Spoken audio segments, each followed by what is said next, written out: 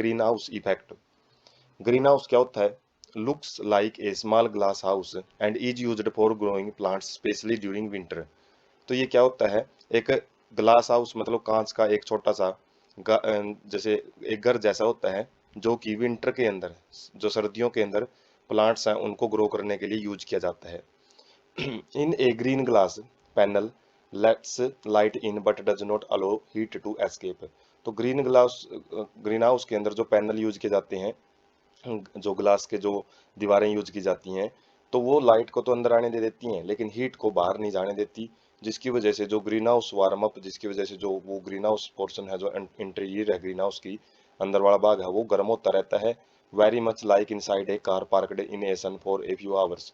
जैसे एक कार है, यदि वो सूरज में, धूप में कई देर तक खड़ी है तो वो गर्म हो जाती है। इसी तरीके से ग्रीन हाउस भी वार्म अप होता रहता है। ग्रीन हाउस इफेक्ट क्या होता है? Naturally occurring phenomena responsible for heating of the earth surface and atmosphere. तो एक नेचुरल प्रोसेस होती है जिसकी वजह से जो अर्थ का सरफेस है और जो एटमोस्फियर है वो गर्म होता रहता है। जैसे जो एनवायरनमेंट है वो ग्लास का काम करता है, जो कि लाइट को अंदर जाने देता है और बहुत सारे लाइट को एब्जॉर्ब भी कर लेता है, रिफ्लेक्ट भी कर देता है, मतलब बाहर नहीं जाने देता ये atmosphere. Cause average temperature 50 degree Celsius at the surface of the earth instead of -80 degree Celsius. तो जो अर्थ का एटमोस्फियर है, जो टेम्परेचर बना रहता है सरफेस के ऊपर लगभग 15 डिग्री सेल्सियस, वो इस ग्रीन हाउस इफेक्ट की वजह से बना रहता है।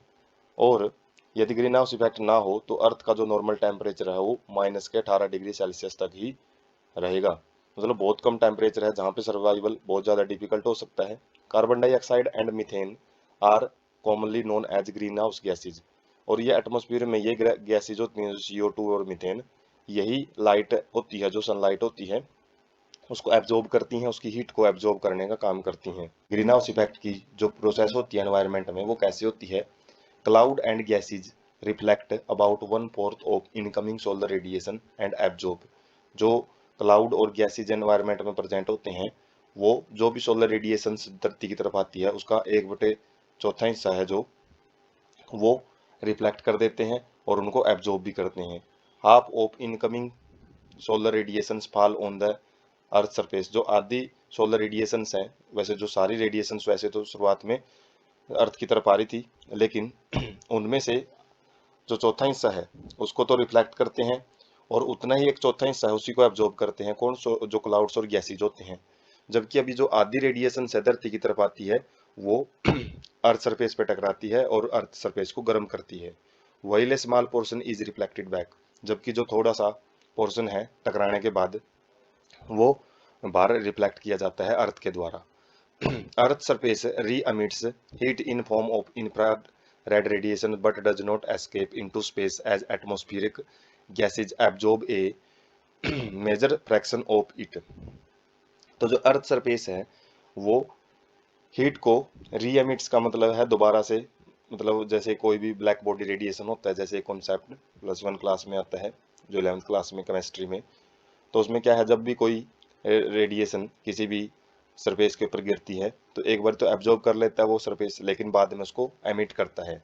तो अर्थ सरफेस भी इसी तरीके से जो रेडिएशन, जो हीट है उसने एब्जॉर्ब की है उसको री एमिट करता है। किस फॉर्म में? इंफ्रारेड रेडिएशन की फॉर्म में।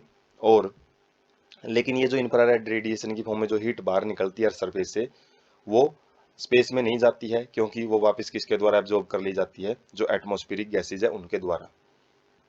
Gas molecule radiate heat energy and a major part of which again come to the earth surface cycle and is repeated many a times heating up it up again and again।